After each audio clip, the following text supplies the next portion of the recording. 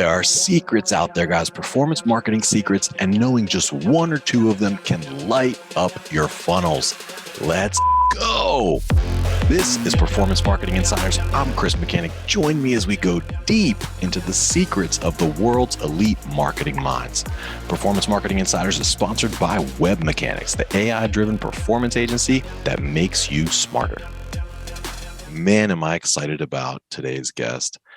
Today's guest is an absolute expert marketer. He's the type of marketer that does things sometimes that you don't think should be quite possible, like getting really, really good leads or really, really good meetings for like a lower dollar amount than you would think. He's definitely an entrepreneur. He's young. He's only 33, but he's already built and sold multiple different companies, including I think it was a 7-figure agency. He's trained hundreds of agencies about how to generate their own sales and leads. And he's just constantly into the latest and greatest. He was really early to the intent data game, where you could actually buy or license really high intent data to build really awesome audiences, and just really impressive individuals. So I'm super excited to introduce Mr. Josh Harris. Awesome, man. Thanks for having me on here. Really excited to be here. And I was tempted to say, hey, Josh Harris of, I don't know what it is, Agency Growth Secrets, because you're just into all these different things, which I think is so cool about you. Yeah. And I can kind of trace like the interest into this field, very much at an age when I was very young and when I was looking at different things. And I think when you really love what you do, along the way, you can trace like the breadcrumbs that kind of sucked you in. And totally. I think for me, one of them was, when I was a teenager, I kind of stumbled across what I later found out to be like long form sales copy.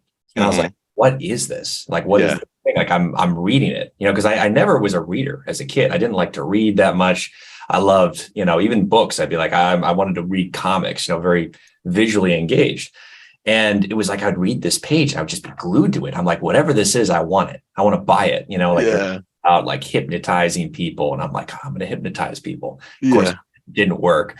And it was like, $20 or whatever. I mean, that was very early in the info stage. And I was buying these things when I was 15, 16.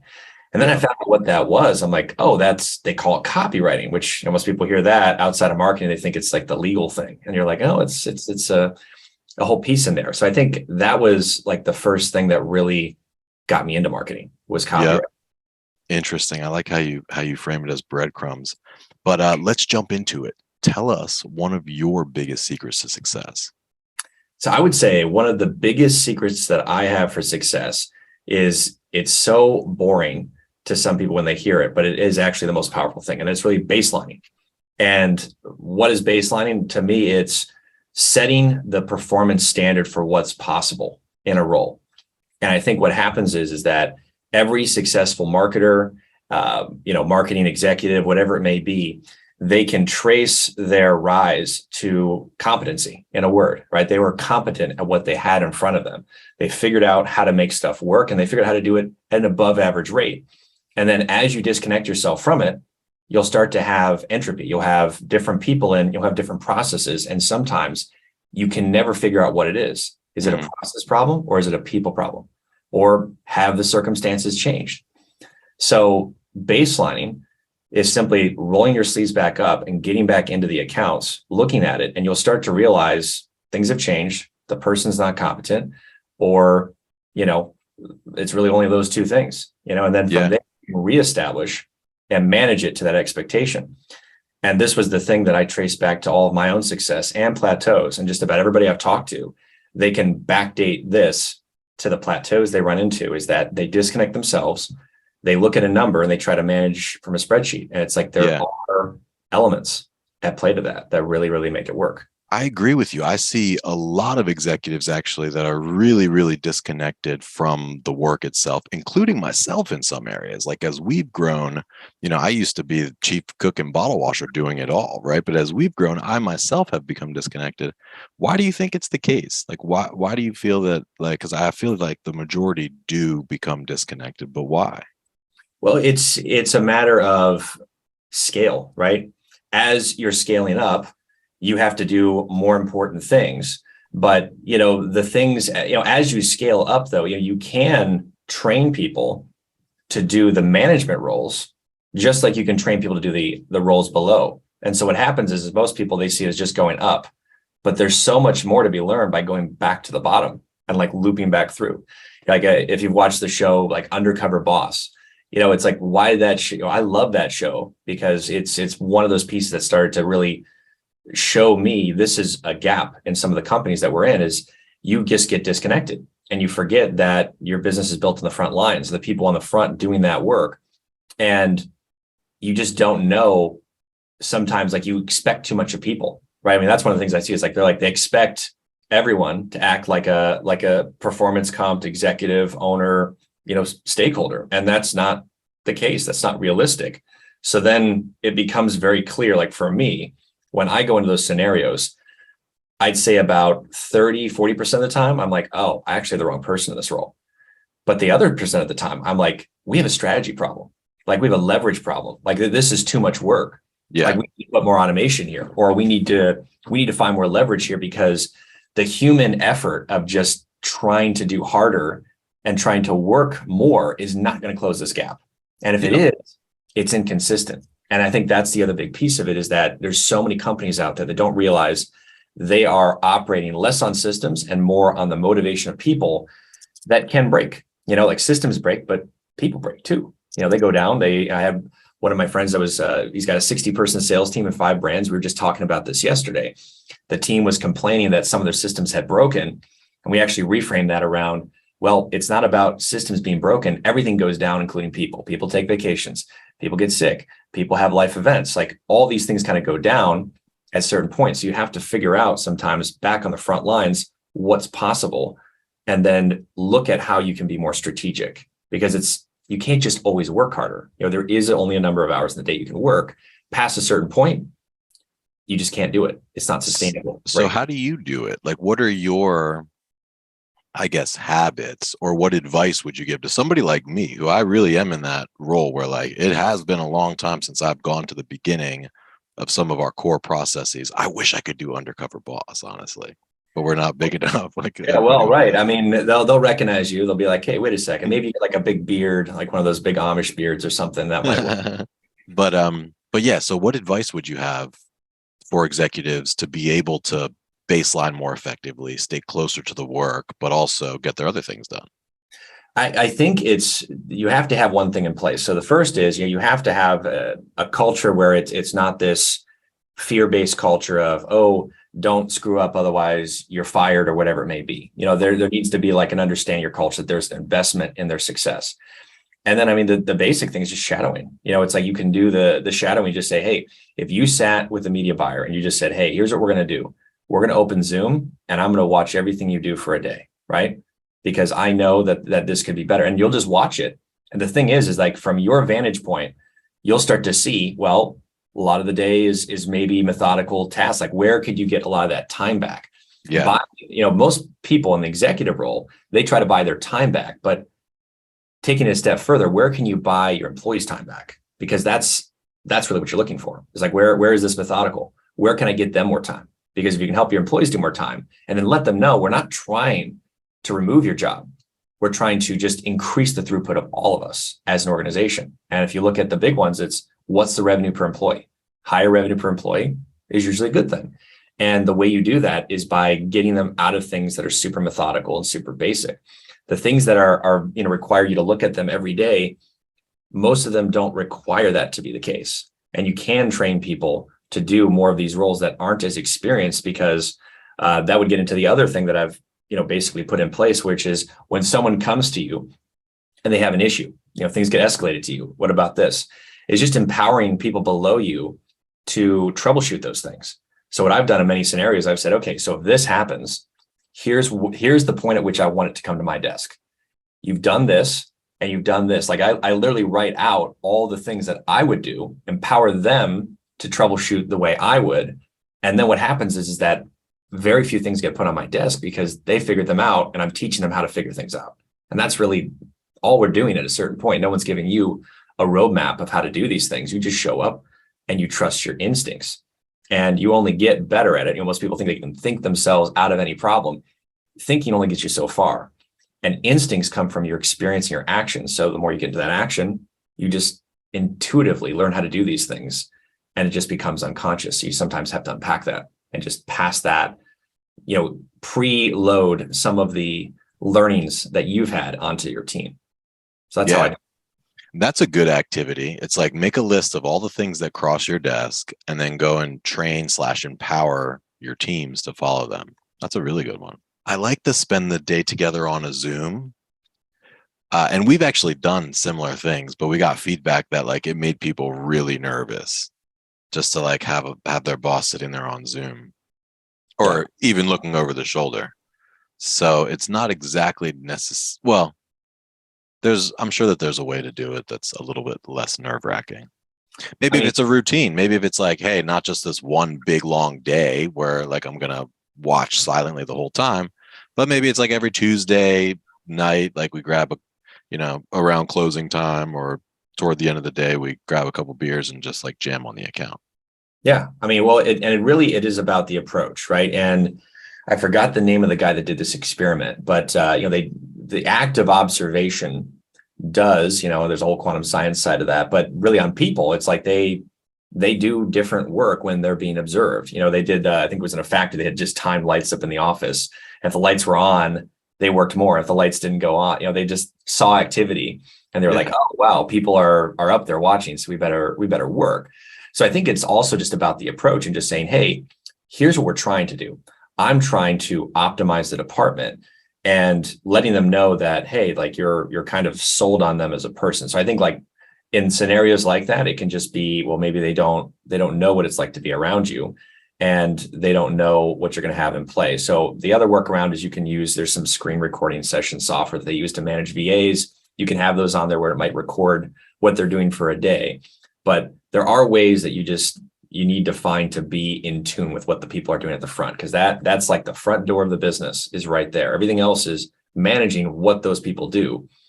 And, I've even done this in sales, with a new sale, product, being on the front lines and talking to people that have the problem that are responding to your ads. A lot of companies, they'll get big and they built it on a sales culture. And then they forgot what it's like as an owner to just connect with the people that has that problem, that just respond and say, yeah, I've got this problem. They tell you about it. And then that gives you the context because you have a different lens as an owner of what they're talking about. And someone who doesn't hear that, they hear the words, they don't know what they mean. Yeah. So dude, you were telling me your backstory on the pre-call, which I thought was really, really interesting. And I was like, man, you're so young. And you had like a funny way to frame that. How did you get into this? Like you told us a little bit about reading copy as a young kid. Tell us the rest of the breadcrumbs that led you to some of the things that you're doing. Yeah, sure. And so, and this is something that, I've said in some scenarios, but I haven't always said it, but it's like, as a kid, I was homeschooled, right? And my parents were fairly early adopters of that. If I was getting homeschooled in the 90s, it was illegal, not much more before that. So it was my upbringing was a little unconventional in that sense. So I think that had a big impact on me to be a little bit more flexible about some of the things I learned about, and I got to really see where my interests were. So my first business experience was at 12. We were mowing lawns and it was with my older brother, and we had like a dozen lawns. And a lot of people, if they're entrepreneurs, like they can trace some sort of performance-based compensation at a young age where they realize, oh, I can make more money by either doing this faster or, charging more money. And you start to see, it's an equation. Right. Mm-hmm. So I think that was like my first big light bulb moment. And then, came across copywriting, kind of around 15 and, just kind of kept pulling the thread on that. Where is that going? And just all roads led to the internet. It's like, well, I can't make money sending out. I mean, some people still do, but like postcards and all this stuff, the internet had changed everything. And so as I got into the internet, then it was like, okay, I got into websites. Then it was like, well, no one really needs a website. They want, people to come to the website. Well, how do you get people there? Well, SEO and local maps and all these other different things. And then it's like, well, organic is slow. Well, then, there's this thing called paid traffic where you can buy clicks. And, I think I remember not thinking there was much money in it because I was looking up and some companies were charging like $200-300 a month for it. And I was like, man, there's no money in that. And then I was like, oh, wait a second. Well, that's just for the small guys. So, I eventually got into, paid traffic. And, for me, I think one of the big things for the agency was realize I didn't have to do everything, and that there was a lot of people out there that already had skills.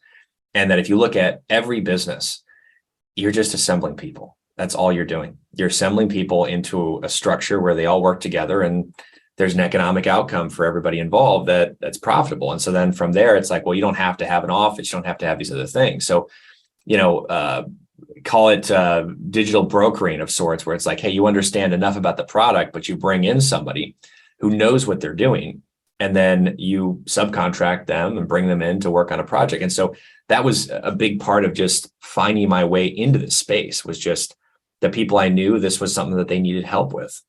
Mm-hmm. So, and there's lots of, how old were you when you bought your first click? Do you remember? I had a Facebook account when it opened. Like the day Facebook ads went live, it was open. And if you remember, there was no pixel back then when they first started. So I'm trying to remember when they opened it up. So it'd have to be 2009, maybe 2000. Yep.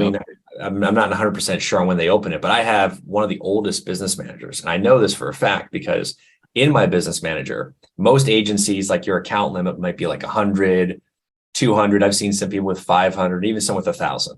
I have 2,500 ad accounts that I haven't seen anyone. And this is the challenge. Send your screenshot in. I don't know anybody that has 2,500 ad accounts in their manager. That's how old mine is. Wow. So that's when I first started buying clicks on Facebook.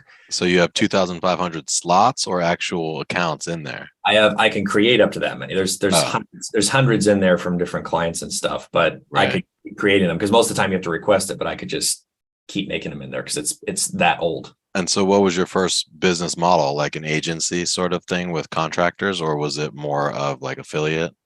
So the first online thing, the first dollar I made maybe online or around that was, I think I sold a website for like $500 to a pet store. Yep. And I was too. That's the same exact thing I did. Right. WordPress website. It was like, it would probably have been, I was maybe 18. So this would have been like 2008 ish, somewhere around there. And, iPhones and mobile phones were kind of coming out. And then it was like, oh, wow, WordPress mobile responsive websites. That was like a big thing. I was like, okay. So my buddy was, he had actually built some websites when he was very young. And he was like, hey, man, I know how to do this. And I was like, well, I'll go find someone that needs it. I mean, that was it. And I found someone and we sold them $500, which like now today you're like, man, that's crazy. It's like nothing at all. My story of first buck online, actually, no, first buck online, I was an affiliate marketer, but the first like real money was probably the same exact thing, selling a website. I think we sold it for $2,500 to Columbia Auto Care. He's this Persian guy with this really thick accent. He'd call himself organic mechanic. He's like, I'm the organic mechanic. But so we did the site for him, and then he stiffed us. He only paid us half. He still owes us $700. I still joke with him about it to this day. I'm like, you ever gonna pay me, Eddie? But he like does car stuff for me for free. Oh, there you go, man. So maybe you're the one that got the best deal at the end of the day. Maybe, yeah. Yeah, that's $700. Cool. Well, this is fascinating, dude. So tell me the rest. So basically, you got in, you sold a website, you started messing around with Facebook ads, then you built out. I guess, was it your first agency that you started building? Yeah. And so I kind of was just an organic, I was selling websites to people. And then a big aha was, well, if I sell a website that has copy on it, then that's going to help drive more conversions. Because most people, like, they'll have a website and they just don't have any lead capture on it at all. It's like call in or submit some stupid contact form, but there's no like lead capture or anything on there. So I was like, well, let's just put some stuff on there. Because most people, they get, someone will say, oh, check out this company. They go there, they go to the website. They don't have any sort of lead capture stuff. So that was, I think, a big aha for me. So then I went from selling websites for like 500 or 1,000 to like 3,000 to 5,000. And that was a big jump for me. At the time, I had a marketing job. I was working with a nonprofit, and I was kind of like their CMO of sorts. So I was doing all this stuff and I was learning, and kind of like, I'm sure you remember these days where it's just like, you felt like you knew everything, but couldn't do anything. It was like, theoretically, and it's like crossing that chasm of just not collecting that information and acting on it. And to me, there was a big aha when I suddenly just said, Josh, I am no longer going to consume any content that is not actionable for me. If it's not actionable right now, I'm not going to consume it. And that was a big turning point for me, because then I started saying, well, what do I need now? Well, I need to know how to do this. And suddenly your content consumption becomes useful. Instead of reading about like reverse double mergers for if and when I'm at that point in my life, I'm like, well, I know how to do that if I remember it, if and when I get there. So that was a big turning point. And so I then kind of evolved from, okay, well, how can I get more subscription business? Because the websites are very one time, and, I wasn't getting them to stick around. So then it kind of evolved into saying, okay, well, maybe I should niche down. I started niching down into kind of being with, cosmetic dentists and things like that. And what I basically did was I assembled some contractors that were really good at what they did. And I said, well, give me the ideal conditions for you to produce your result. And I then took that and then went to market with that. A lot of people, they do it the other way. They'll say, hey, what do you want to buy? And they try to figure it out. And so if, when you're at that point, me changing that to say, let me find what I know we can do the best result. And because I know that's worth paying for, and I know they'll stay and they'll get the results.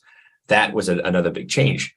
So then I scaled my agency up, and I scaled up to almost like 40,000 a month, just as me as a solopreneur, not working with any staff or whatnot. And then that's when I kind of hit the next stage, which was I had people that were agencies that were like, well, how are you doing this? How are you getting clients? Like, what are you doing? And, I was just like, well, I'm just kind of doing this. I'm focusing on a niche. I'm reaching out to them directly through LinkedIn. Like, sorry guys, I was one of those guys that ruined LinkedIn. Maybe, I was spamming back in 2014, 2015, back when you could send 100 invites a day.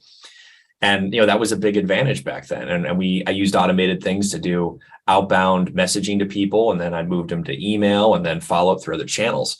And so I had built a system by really just assembling technology where I said, what's the process and how do I just automate this? Because I don't have the time to do it methodically. Mm-hmm. That was a big turning point of just like jumping upward. Got it. And then I think you then pivoted into kind of training other agencies on how to build those systems. Yeah. And it really just happened organically because like many of us in this space, there's those we shall not name who are, those who can't teach people out there that are just, they're like what we talked about earlier. They're not just an owner detached from it, but they're a consultant of something they maybe never even did that well. And they're literally just repeating stuff that is not earned knowledge. It's just parroted, and if you don't earn the knowledge that you're teaching, then it's like, well, most of these people say, well, I don't know how it works or why it works, just that it does work. So if it breaks, it's like basically taking your car to go get it repaired by someone who's never fixed a car, but because they drive a car, you think that they know, and it's very different. And so it just kind of kept happening. I had people saying, well, what are you doing? And I was like, well, I'm just doing this. And they're like, hey, it worked for me too. And I'm like, well, I'm not surprised. I tried a lot of things that didn't work, and this is what works. And they're like, you can teach people, because a lot of these people out here are just, they don't know what they're doing. They don't have a good process. So I was like, I don't want to be one of these guys that just does it. And so then I kind of put myself out there, and I had a bit of an organic following from some of the groups I was in. And then people were coming in, and I didn't want to work with new people. I wanted to work with people that are a little bit more established. But the people that were more established were like, they almost saw me as a peer, not someone that could help them, even though they definitely could. They were like, oh, I could do that, but they weren't doing it. Right. So it was for people that were a marketer and they had a day job in some cases, or they were part-time. For some reason, seemed to get more and more of those people that were like, hey, I'll do it. And because they hadn't really gotten the traction they wanted, they followed through. And a lot of those people got great results. So that was my first big launch. And then, as I got bigger, I had more established people come my way. And then, I can tell you about how we got into some of the cool technologies along the way. Cool. Yeah. That was actually my next question is like, what are you into now? Like, what are you excited about? Yeah. And what I'm excited about, and it's always been this common theme, is like technology around leverage, is like, how do you create leverage? And so copywriting got to me because it was like, this ability to speak to a large audience in mass, right? And I'm like, wow, that's really exciting. Digital ads, large reach. And so I was always looking through that lens of like, how can I leverage a process that's personalized, that's effective and scalable? And so that's where the LinkedIn stuff had come in. And that's where, I was running, I think we were spending $100,000 a month on our inbound funnel, and we were doing millions of dollars in consulting, and we were doing really well. And then because I was in that spot, I just had so many people come across my desk and they'd say, oh, I'm using this, or, oh, I've heard of this or that. And, we hear about new tools every day, But that kind of gave me this skill set that's really helped me today, which is the ability to see something and really understand its business use case. Like, where does it really actually drive revenue, tangible value? And it's become this thing that I can't even quite explain to everybody, just that once I see it, I can see the applications because of all the different things I've done. And so that was the first time I kind of came across the concept of identity resolution. And this would have been back in, I think 2017 is really when I was looking at that. And, back then that was like pre-Cambridge Analytica, and there weren't a lot of people that were really doing it. And the concept was just, oh, wow, you can see who these people are who are coming to your website using cookies and all these other things. And I remember, I just was like, wow, this is really exciting stuff. So I got into that, and then I was helping a lot of other agencies kind of incorporate that into some of their value proposition for how they marketed. And identity resolution has kind of eventually found its spot, a little bit more in the market, but it was definitely a lot more sizzle than steak, in my opinion, especially after Cambridge Analytica came out. And then after, iOS 14, you kind of saw that getting pulled back. And so because of the role I was in, I was always looking for things along those lines. And then that's when the next stage of it was really, well, where's the problem? Where are my clients and their clients having problems? So it just gave me like this real-time access and finger on the pulse to people that were in every niche that you can imagine. They were in local, they were in e-com, and they had their clients. So I just got to see as an aggregate, which a lot of other people would never see that. Like, where are the aggregate problems? And the next big one that I saw was just follow-up. Like leads were easy to generate. And initially there were all these like self-booking funnels. And it's like everything else out there. The first time a personalized email came across your desk and it says, "Hey, Josh," and you're like, "Oh, he's talking to me." And then you're like, "Wait a second." They're just using those personalizations. And you see this, I'm sure, right, Chris, with like the life cycles of technologies, as it becomes more proliferated, its effectiveness drops. So you have to always like kind of almost be looking for that next piece of leverage. 100%. 100%. Think about SEO, right? You used to just go and put keywords in the title tag and white text on white background, and you would rank. But it's so different now. It's an arms race almost, is how I think about it. Is like it's a bit of an arms race, and you have to be always adopting new things, specifically around leverage. And so leverage, I think that, to me, I think about it like this: the number one resource that we have is ultimately people's time. Like, that's it. We have to buy their time. So anything that gives them their time back or makes it more effective, that's the lens that I'm always looking through. So for AI, it was, well, can we automate the mechanical, interactive part of conversations? And most people, they also think about it as an all or a nothing, as opposed to a spectrum. It's like, well, if half of your conversations that you would have could be automated, and they said what you would say, when you would say it, that means that you can either talk to twice as many people, spend half as many time doing it, but you also aren't factoring in the efficiency that's gained with a faster conversation with more quick, relevant answers. And so that was a thing that we pushed out to a lot of our agencies, and they offered it, and they won with their clients because they solved their problem. It solved the people, the human capital issue of follow-up. And now, as I always say, yesterday's advantage is today's prerequisite to success. Like, you got to always be looking for that next thing. Yeah, totally. So I got a couple of different directions I'm interested to go. We are a little bit short on time, but you never really told me much about the AI, the conversational AI product. Like, how does that work exactly? I was on your website, and it was basically looked pretty impressive. I could pull it up here maybe, but tell us just a little bit about that, how it works. Or Yeah, and there's really two areas that I focus on now, and they both kind of involve, some forms of AI. And so the one side that we saw with our brand, it's AI sales systems, is really helping them bridge the follow-up gap. And so, anyone that's running any sort of high volume of traffic, they're getting leads. The fortune's in the follow-up, and it's about speed, it's about relevancy, it's about getting in touch with them. So we're able to create, I like to think of it like this. Imagine, everything that you used to have with an autoresponder, where, Active Campaign and, formerly Infusionsoft, how it's like you have all these if this, then this, and you're moving people through. Well, it's taking the same concept and making it conversational. So saying, okay, well, what would be the process if I just had my phone out and I was texting every lead that came in and I had unlimited time, there's a million clones of me? Like, how would I do that? And that was really how we started. Like, we looked at the last year, it was like 100 million text messages that we've sent with our different clients. And we just learned from an aggregate what works. Like, what should you say? How should you say it? When should you say it? Like I'll look at people, they get 20 different touch points, then they respond. And if your system's not able to respond or you're not notified that they did, you miss them, right? Because everyone, when they forget about follow-up, is follow-ups on your schedule, but they reply on their schedule. And so when they reply, you have to be available. And so our system that we've kind of developed is really based on a methodology, which is conversationally follow up along with your nurture. So just like you'd have your nurturing content based on where they're at and whatever your process is, have those personalized conversations and have them deployed. And the thing about it is you don't have to do everything, but everything you do at least does happen. And, you miss 100% of the shots you don't take.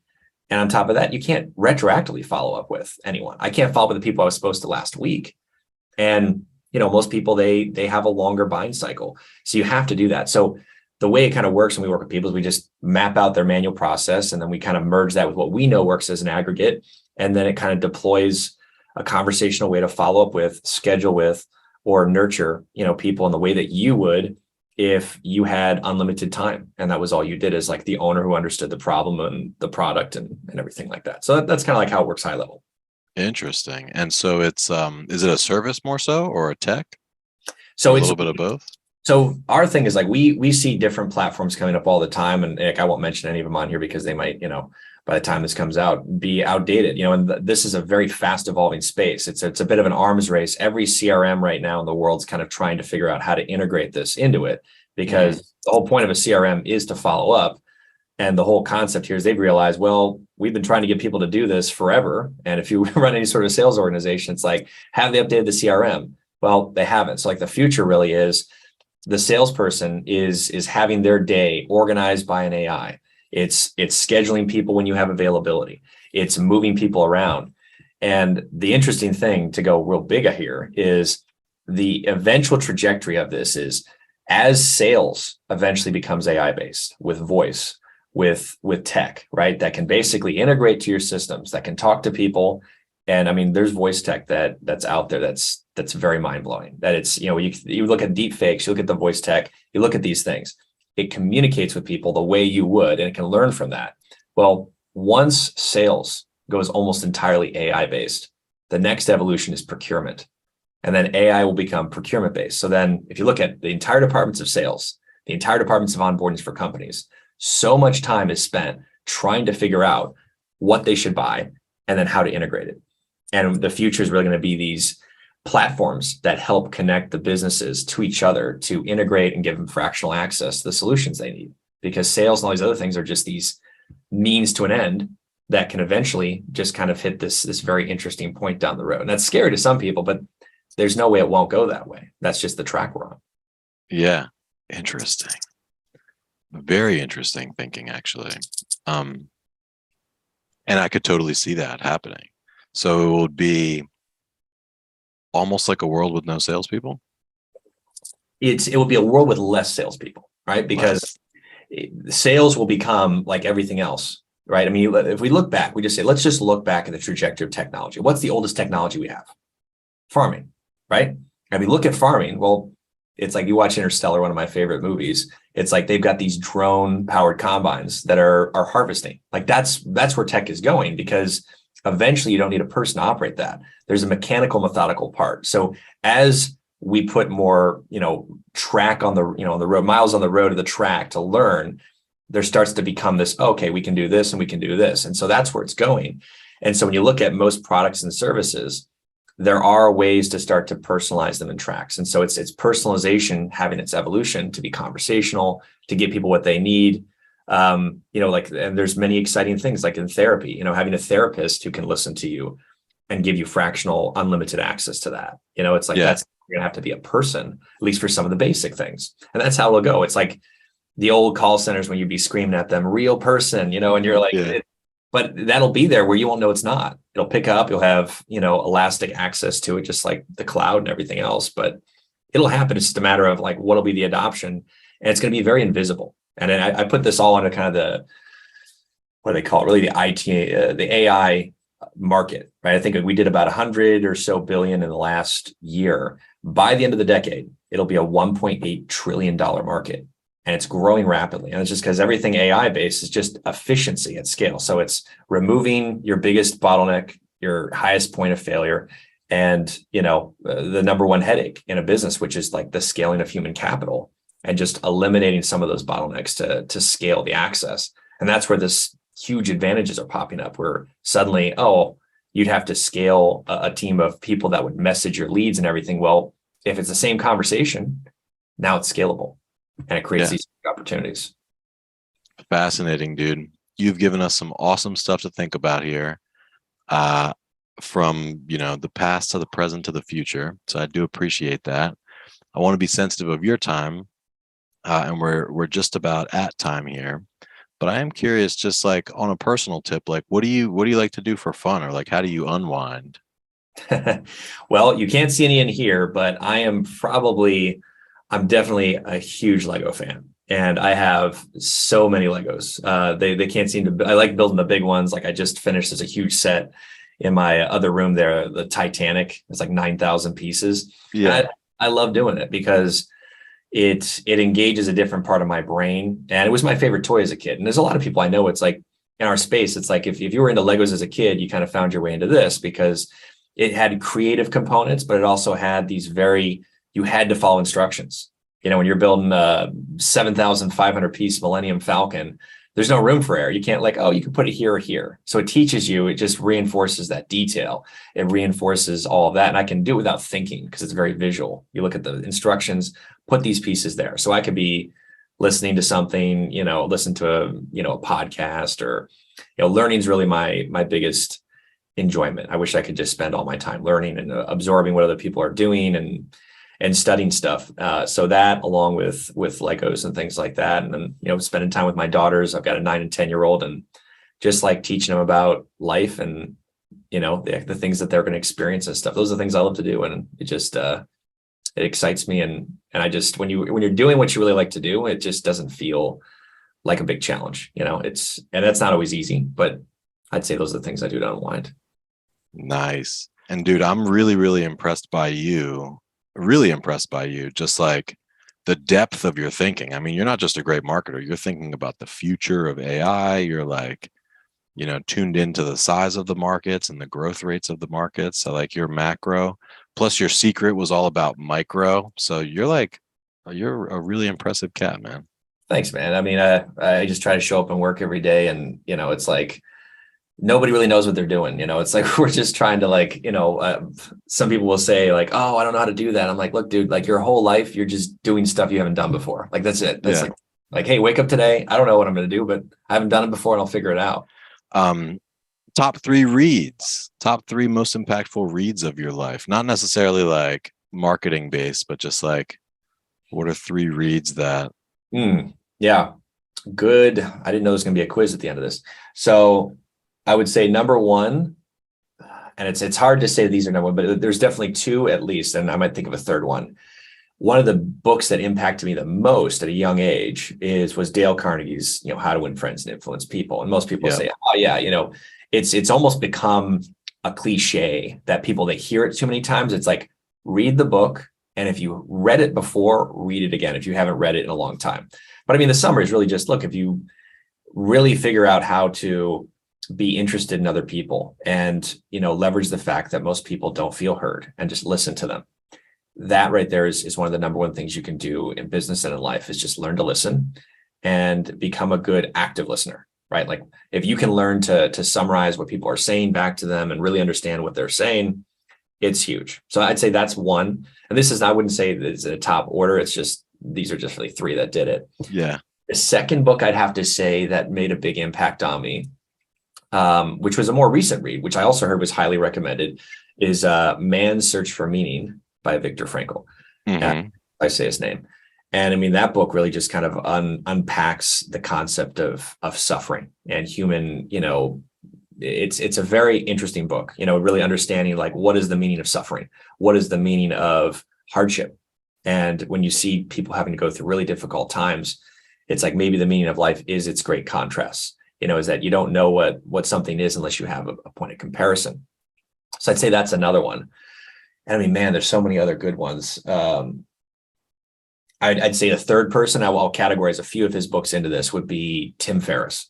And the 4-Hour Work Week, a lot of people did. Now, obviously, I think what I got out of his book was really leverage, right? Well, if you can work 4 hours, well, that means if you work 40, with the concept of could I do a whole week's worth in 4 hours, you learn to kind of just create leverage for yourself.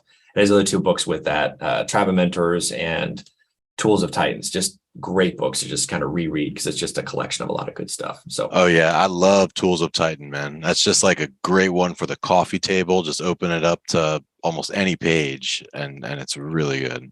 It's a beautiful book too, and so it's almost got that coffee table, look to it. But yeah, 100%. Like you can always go back to that at any time, and it's really incredible. Sweet. Well, hey, Josh, thank you so much. I believe that the audience will love this. If you're listening to this and you did love it, give us a like, a comment, a thumbs up, share it with a friend. And we will see you next time. Oh, Josh, one last thing. How can people learn more about you or your current projects? Yeah, so you can look me up on social media. Like you'll find me on there. I think it's like Josh Harris Life is kind of some of the stuff that you'll find. And you can also just check out, one of our websites, the one right now, aisalessystems.com. And you can see some of the stuff that we're working on there. Cool. And we'll definitely include links to those in the show notes. And we will see you next time. And that's a wrap. Thanks for joining us today. For show notes and other episodes, visit us at performancemarketinginsiders.com. This podcast is sponsored by Web Mechanics, the performance agency that makes you smarter, offering AI-driven search, paid social, analytics, and conversion rate optimization for financial services, health, B2B, and SaaS brands that know. Hey guys, exclusive for listeners of this podcast, you can get a performance marketing assessment for free. And this isn't some cookie cutter automated report. It lays out detailed, specific things you can do right now to unlock limitless growth and nirvana level personal satisfaction. To claim your free assessment, just go to performancemarketinginsiders.com/audit and you'll have your customer report within just a few days.